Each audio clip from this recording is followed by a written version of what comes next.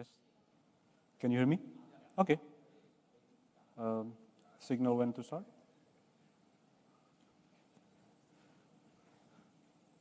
Okay. Hey everyone, thanks for joining. My name is Husni. Thanks for everyone who is here on the room right now. Amazing venue, amazing vibe. I hope for the PBA Bali, and it's a sunny day today. And thanks for everyone as well who's joining on through live stream. And I would like to first, thank you. So yeah, like a couple months, several months ago, I was also in your seat as a student. I did the PBA Lutzer. I graduated in the protocol track, and then I would like to here present to you one of the projects that I've been doing with my coworker, of course, which is called the Polkadot UI. And with this, the presentation with the title, we're trying to elevate the Polkadot UX with the customizable React components. So this would be not very technical. I would like to make sure that you don't have to, think a lot, because it's going to be very, not very complex, of course. We're going to be dealing with more on the dApp side. So I think this is a good continuation from what we have from the first stream. We have Daria with the PDP, create your own chain very, very quickly. Shout out to Daria. And then we had afterwards Dan, who is showcasing you how you can actually interact with your chain, with your already built chain, with Pop CLI, amazing tool. I've used it a lot. And then after that, when your chain is made, what do you want to do with it? Of course, you want to make a very amazing app on top of it, right? So this is where we came in. We would like to make sure that your experience is so smooth that you don't have to worry about a lot of stuff. You just need to worry about the business logic of your dApp.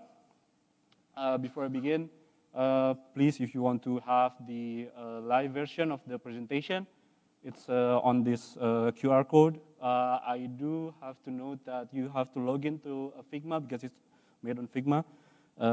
But yeah, you can check it out. So the agenda for this presentation, I'm just going to give you a quick overview on how this is possible for this project. It started by UX Bounty, a quick overview, and then I will just explain why we are so focused on creating this library. And I do have to note that it has only been on development for 2 months, built by 2 guys. So it's still work in progress, so it's still very alpha. So I'm just going to, tell to you about what has been done so far. I'm going to make a small demos about what we have, what we can show you right now. And then I'll just go through the future plans for our project. And lastly, I will close with questions. So yeah, starting from UX Bounty, it's a bounty that's been created, I think, a year ago. It's focused on this key aspect, one term, that UX, we believe that UX is key to user adoption. So by having a great UX on the product level, we will lower frictions, and we will have less user errors, and then we will have, at the end of the day, what we want is high user adoptions, right?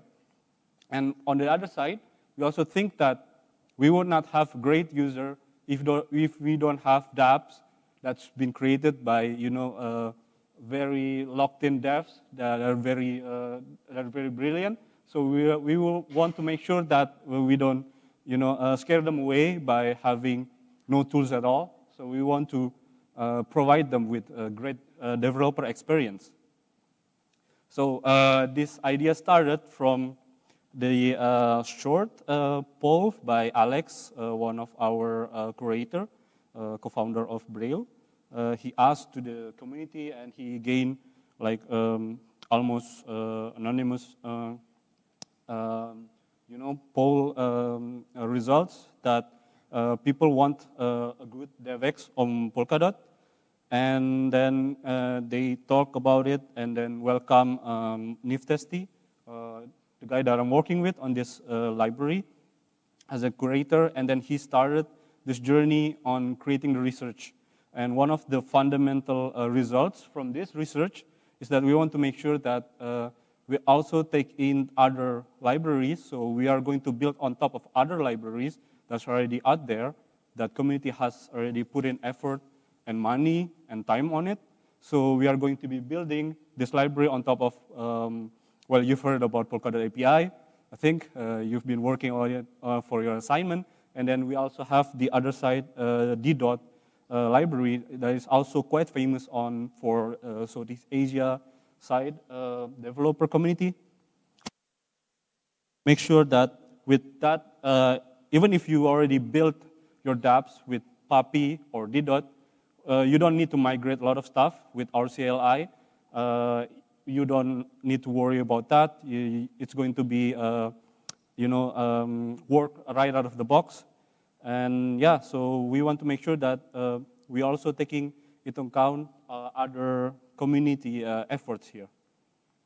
So yeah, we see, then we try to also identify the problems. And the big problem is that we have so many dApps right now. We have hydration, we have Hyperbridge, we have Stella Swap. They have their own implementation of UI.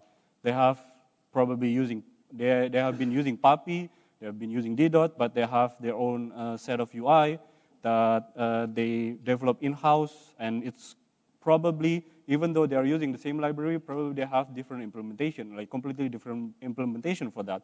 So we try to boil down that issue, and we try to offer a solution where you can basically a set of standardized component library that you can just use a CLI, and it will detect if you have D-Dot or Puppy.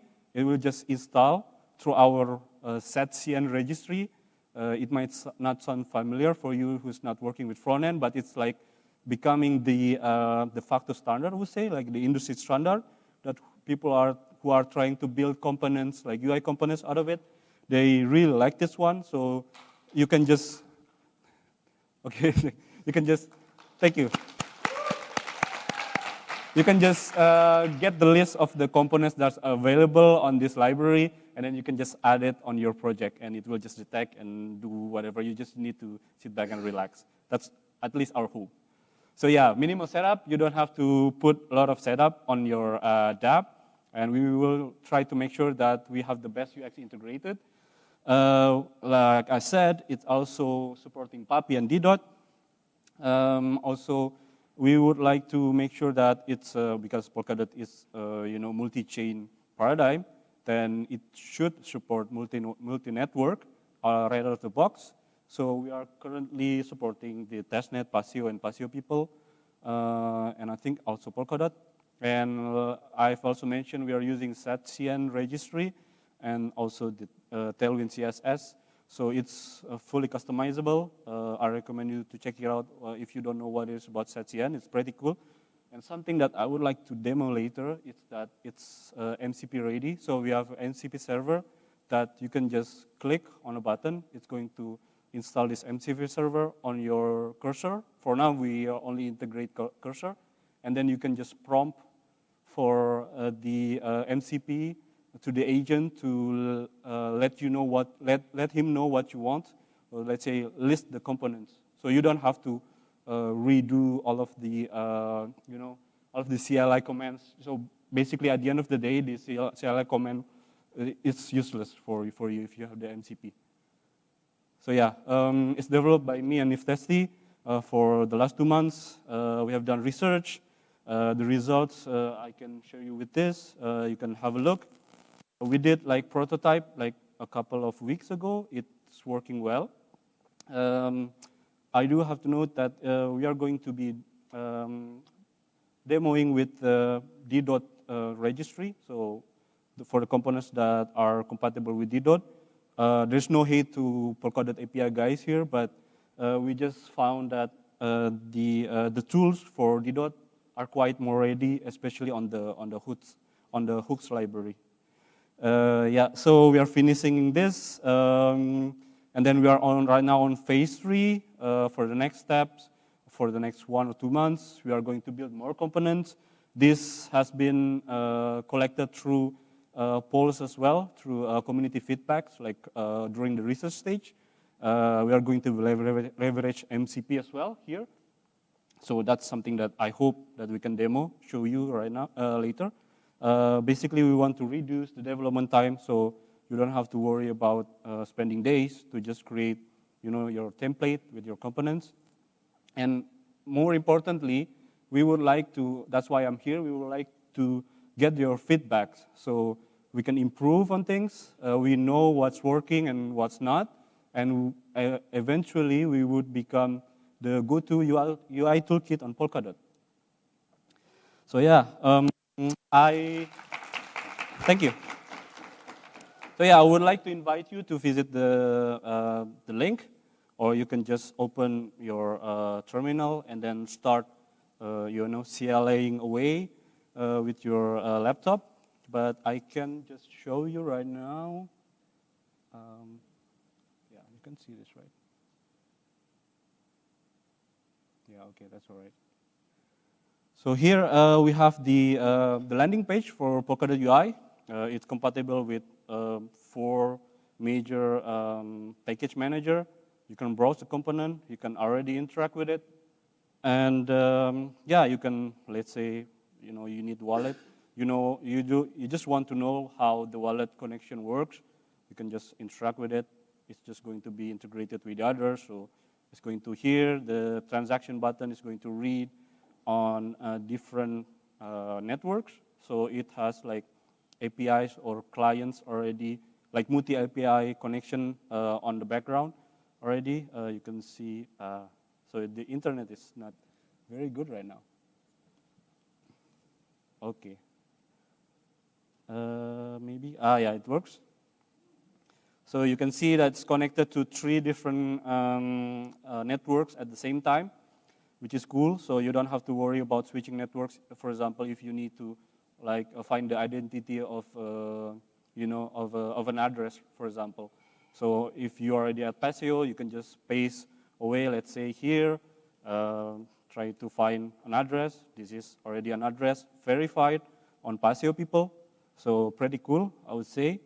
You will have some kind of component guards where it actually can select whether you can conditionally render some elements, some HTML elements based on certain things. For example, if it needs connection, then it will not show your, for example, I don't know, transfer model, or if you require an account, so that for example, your TX button is disabled, you can just use the require account. Again, this is something that you can also work with the MCP. And we have also created, of course, it's written here, any good SDK is as good as the documentation itself. So we are creating our own documentation. We try to make sure that you don't get lost with our CLI. It's basically very simple. You just need to do, the quick start is not even several lines. That's all. So you just do your CLI. Then if it's successfully, the address input component is successfully installed, then you can just wrap your application. This is with the provider already, but you guys have heard about provider in the React world. So you just go to layout or page.tsx, and then you put your wrapper that serves as a state management thing for your app. You can scroll and see what we have here, like different components. We can already add to existing projects. We can start from scratch. We will install all of the dependencies for you. It works with different, as I said, different package managers. And yeah, like I said, you just need to wrap your app on with the Polkadot provider, one single provider, and you don't need to worry about anything else. You will have hooks there. You will have you just need to put your components there, and it will work right out of the box. The connection is managed already by the components, by the CLI. So yeah, I recommend you to check it out. There's also the docs for the CLI, I believe. Yeah. So if you want to know more about the component itself, the CLI, be sure to check this out. And I'm actually going very fast. So let's see that's the demo with the landing page. I would like to showcase something that we've just tested like last night. We found it very cool that, let me check if I can I just, yeah, it's right here. Oops.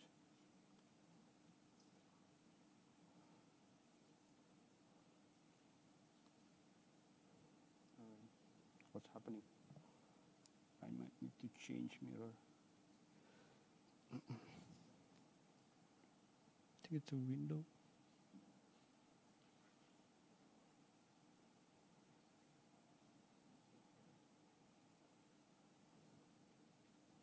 No, that's not what I want.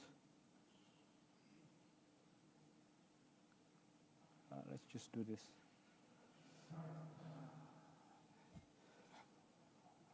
It's so small. Let's do something. So yeah, I've just mentioned to you about the MCP server. It's already provided on our landing page. So you can just, well, for now it's only available for Cursor, the IDE. You can just click on this, and it will open a pop-up, and it will install an MCP server on your Cursor. For me, it's already installed. It's right here. It's mentioned Polkadot UI. It has some tools, something that you can prompt away from your agents. It's something that I'm going to try this. So let's open up. One thing that I don't like about Cursor is how messy the UI is. Let me check. I don't know how to work on this. I think I'm zooming too much. Yeah, well, anyway, we have the chat here. So let's try something like list all available Polkadot UI components.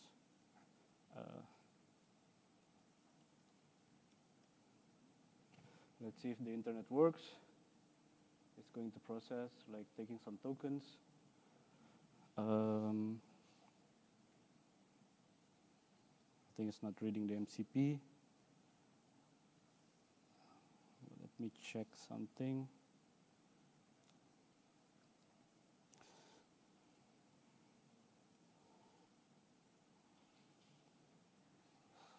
So wait, let me try it again.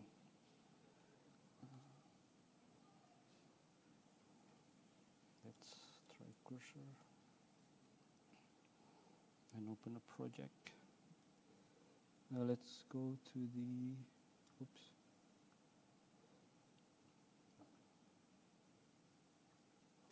So right here, I'm just opening a new Next.js app, still fresh, empty. You can see there's nothing here, like the basic Next.js app that's been created by via the CLI. Just chat as editor.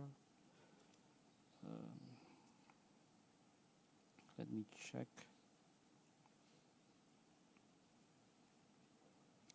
Yeah, the tools are okay. Components from Polkadot UI MCP.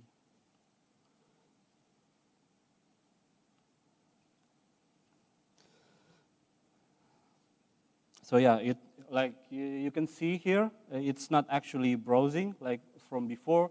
It's actually tried to browse the web, but the thing that the agent is doing is right now, it's calling one of the tools on our MCP server. Well, this tool is listing the component, very simple, but it helps. So it shows that this is only for the component available for the PAPI registry.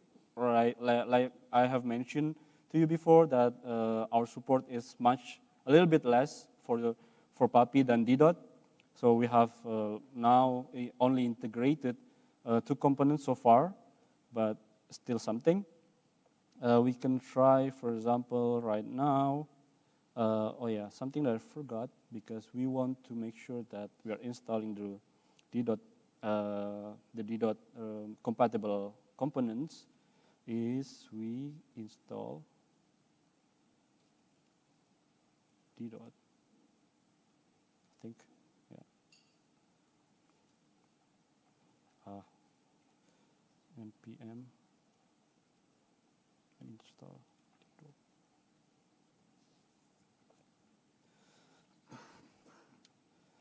Yeah, we'll wait. I should have installed this way before, but we'll have to wait.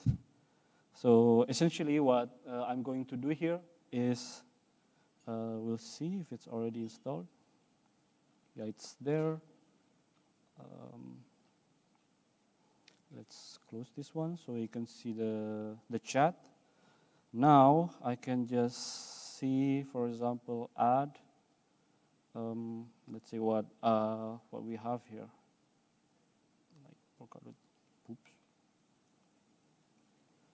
We have right here, for example, the address input. Let's say we want to query one of the address on Paseo people. Add address input component from Polkadot UI. Let's see. Let's hope it works. Okay, awesome. It's calling the MCP server again, calling the tool, adding the components. Hopefully it's adding the right one, the right components. Yeah, it's not adding it.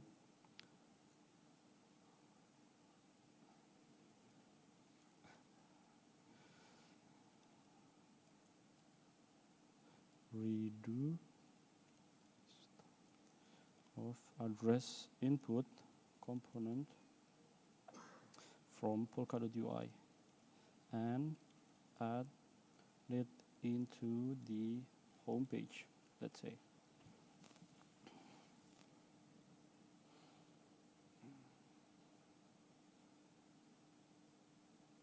So yeah, it's creating a list, a to-do list, something that's quite common for AI agents. And then it's going to go through that list, trying to make sure that the app is installed.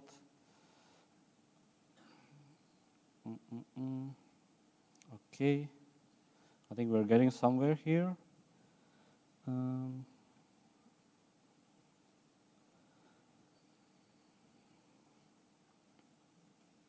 Yeah, it's like any LLM agents, it's a little bit hallucinating, so it creates its own command, CL command that doesn't work, but then it tries to correct itself. And then now it's trying to install. You can see that here it's completely coming from our CLI, so it will try to detect, do you have a project? So what kind of project do you have?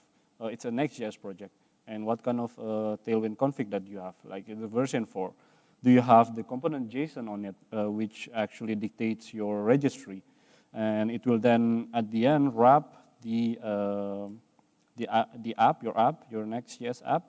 And what else that it's trying to do? Oh yeah, it's going to, like I said, trying to put the provider and wrap it on your app layout to make sure that things work. That's the only config that you need. And now it's being done by the MCP or the agent itself. And it's going to add the address input component to the home page. I'm just going to create. Well, we are going to listen to this localhost on port 3000.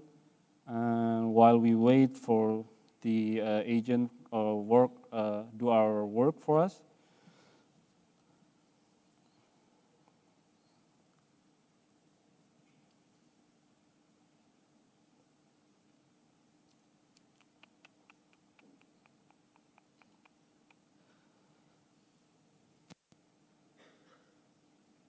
So yeah, it will run the dev server, so you can see what's going on.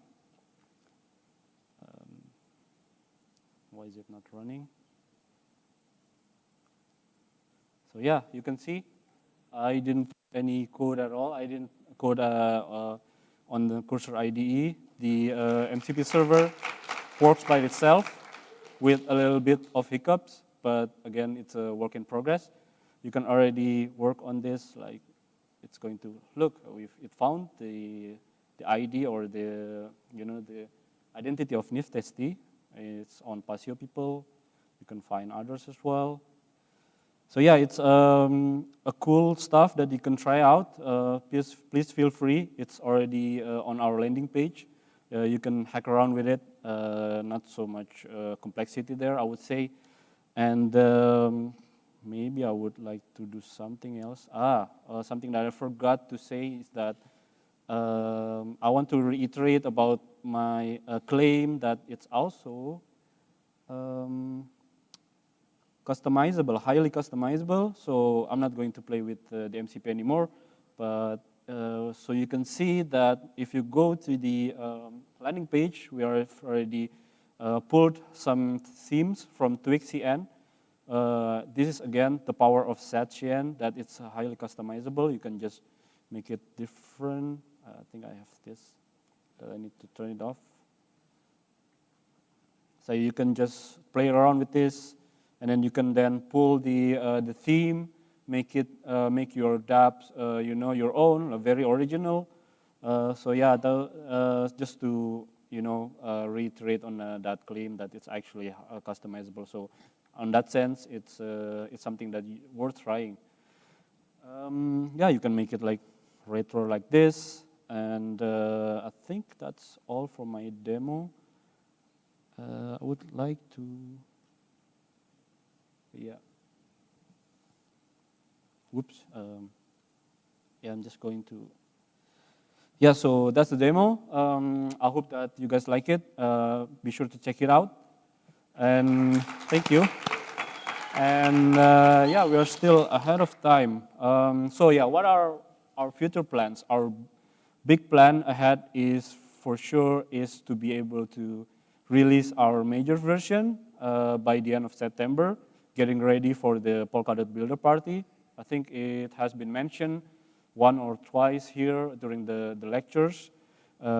Pretty sure that it's going to help you, so you can just worry about building your chain, making sure that the logic works, and then you can create a very nice UI with minimum effort, hopefully with this tool. And right now we are gathering as much feedback as possible, although we are also working on more components. We have other timelines, but we are open to feedback. It's supposed to be shown on the bottom of, it's gone. I think it's going to be shown on the bottom of the, if you visit the landing page, there will be a pop-up here where you can just click on it, and then it will send you to the feedback form. Yeah, so thank you very much for everyone for listening. Thank you for the opportunity for PBA team. It's amazing. I hope that you guys like it. Again, try it today. Go to the landing page. If you want to contribute after finishing PBA, we are very open. We are also an open bounty, of course, like any bounty in Polkadot. You can visit our website on uxbounty.xyz. You can look around about the whole work that we're working on, about, like I've mentioned to you, about research, about the tools that we're working on, like the principles that we go with to make this the best DevX and UX possible for Polkadot developers. Look it up on our Notion. And yeah, let's go to have some questions.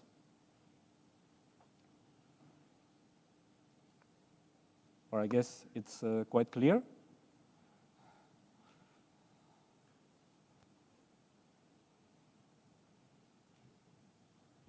All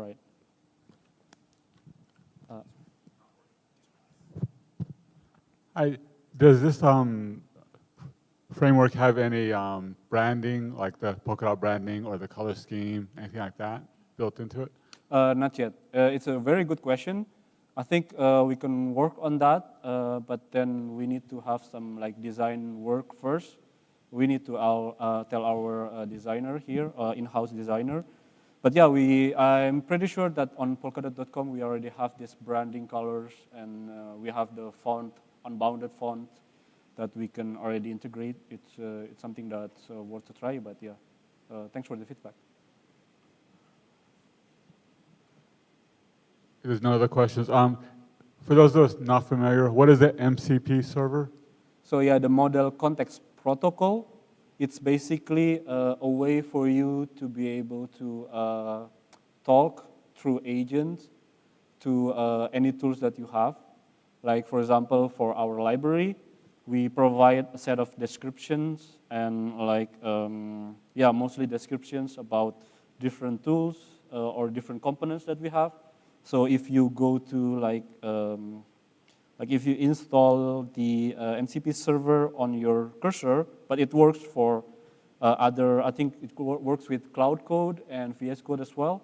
It will show you so yeah, it will install you the Polkadot UI, and it will, based from our description, we define some tools that helps you talk to that UI, to that CLI or to that library. So you don't have to like go to the docs and search like how do I list components. You can just talk to your agents like list me components from this tool, and it will read instead of going to browse the internet. It will read to the server instead, and then look. Oh yeah, I found this list component tools, and I'm just going to query it, and then I'm just going to read from the JSON file and everything, and then I can give you the right results.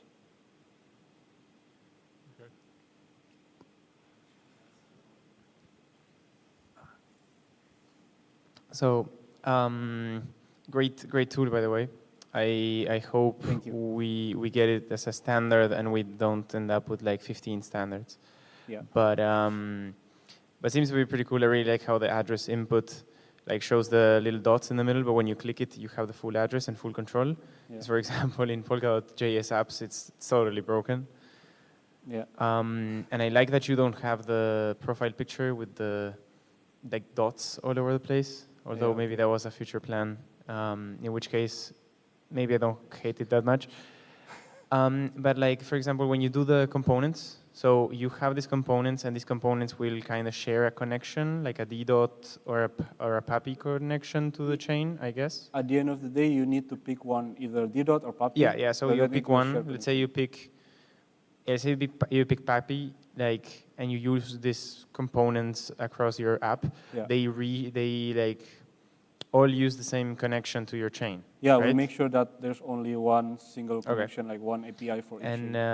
And can, like, if I wanted to do like some custom component or some custom thing, I can. Is it easy to use the same connection that all of these components are using? Yeah, it will be on the docs as well. I think it's also a good feedback to be added on the MCP, so you don't have to, browse through the whole docs.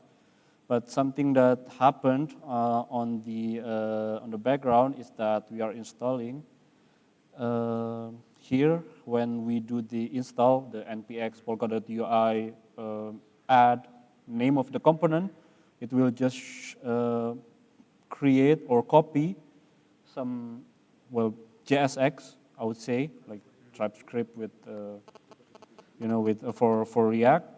This is something that we work on, and it will just copy onto your project, and you can just go here and then see what do you want to work with. For example, if you want to make a customization on your network, you can just go to, for example, the services, and I think it's going to be, it will give you some hooks that helps you to, for example, for fetching the identity by address or by query by string. It will show you the client status and all of that, and something that you can, I think for the connection, is something on the provider itself. Let me check. Yeah, it's something that you can work with here. I would say, no, not here.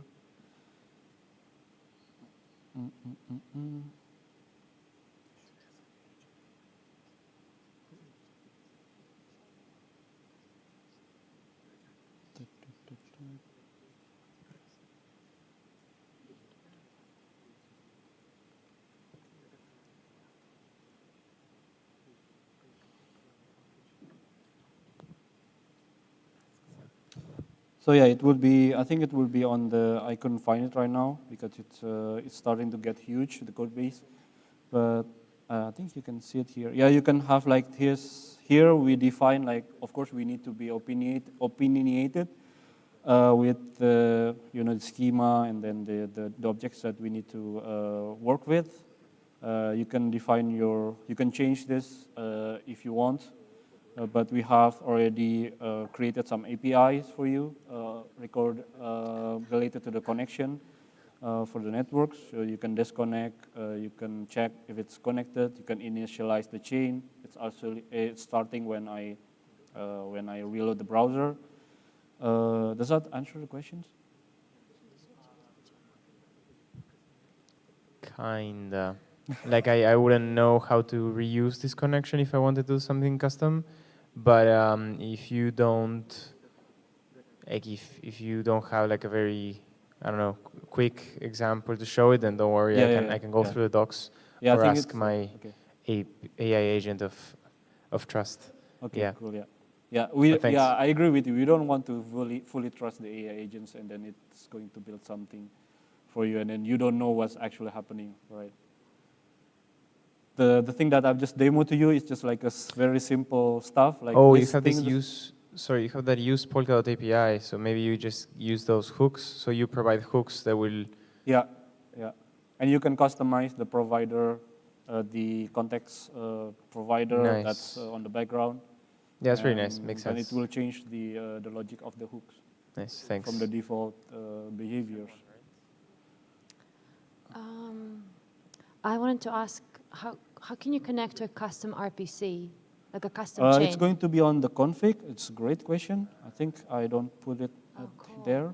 One of the nice thing about DDoT is that you can put like as many endpoints as you want, and it will just revert to the one that's actually working, like some kind of fallback. So you can just put this, like let's say, are you asking about like a test net, or I mean like your own chain? Well, like in PDP we create chains, yeah. So I would need to connect to that custom chain I just created. So I need like a dynamic way of making a connection. Yeah. So it's basically because it's not the black box like an NPM package. It's already there in your code base. You can just copy this. I think it's also noted on the docs. You can also just copy this, these types or interface, and you can just create your own, like let's say, what was that, like PBA chain, and you can continue with all of the necessary stuff. For example, like you define your own endpoints. If it's local, then you point it to local. Then you can create the explorer and all of that stuff. And this is something customizable. If you want to change it, you can just change it. We try to be very customizable here. But so you can put it in the config, but can you change it dynamically? In what sense? I'm not following. Like, for example, you have some code that someone does something, they create their own chain, and then you dynamically add it to the config? Or is the config static, like something you need to know beforehand? It's a good question. Are you saying like something like metadata, like reading from the metadata? No, not metadata, just like dynamically. So, for example, let's say I use an app that creates a chain. Mm-hmm. It's some app out there that exists and creates a chain, if there is such a thing, if it will release at some point. And then you'll create the chain, and it would be really cool if you could instantly like add the RPC endpoint, and then just be able to talk to that chain. From the app that's already running? From the app that is already running, kind of like a hot... I think we don't have that yet, but I think it's not very complex to implement. Nice, awesome. So good feedback, thank you. Yeah, maybe if there existed some app like this, they will give you that feedback. So basically like Polkadot JS, where you have the local endpoint. Yeah, kinda. Yeah. Yeah, you could do something like that. Nice. So Hey, Husni, thank you for the presentation. I have a question. I know it's 2 months implementation so far, and I know it's in React, and that was in the title, but I want to understand if you're planning on like using the same components and altering the logic, like the language, in order to use other than React, like Angular or other Vue, or Svelte. if this is part of the planning. I would say I think it's being mentioned on the how do you call that, the roadmap, but we don't put that as like the priority right now, because we want to make sure that first we cover the biggest the biggest dev community out there, React, and then we only have right now 5 components, and we are very limited with those components, right? So the hackathon is also quickly approaching. So we want to make sure that we have like almost complete suite of the components. And then if someone came and knocking on our door, like, we need this in Vue, and we'll be happy to provide if we have more time for that. Thank you. So how many components are you expecting to have for like a full suite? I mean, I imagine creating components could be like an endeavor that just goes on forever. But on the roadmap, do you have like all of the ones you're planning to do to have like your first major version? Like the first major version, we are going to finish at least, I think around, I think it's all already showcased on the, it's like a small teaser on the, on the landing page. Yeah, so it's sort of those, like from amount input to NFT card, and that will be like a full suite? Sorry? It's from the amount input to the NFT card. Yeah, to the NFT card. And that will be the full suite for the first, major version. Okay, nice. Yeah. Okay. Just before the hackathon. Cool. Thanks.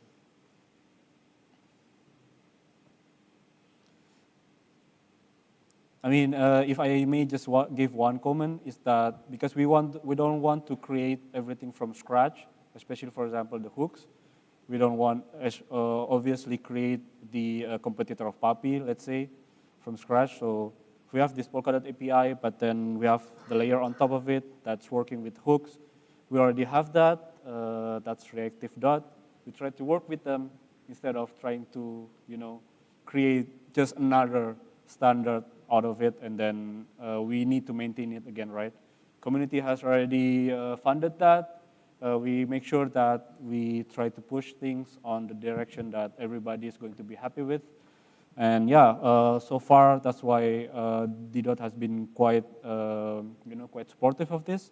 I'm not saying that Papi is not great, but then on the other side, we need to push on those things. So we are not only working on the technical stuff, we are also trying to, trying to talk to, to lobby people to make sure that we can actually make those things work without having to, put more effort on it. Yes, any more questions? All good? Awesome. Thank you very much, everyone.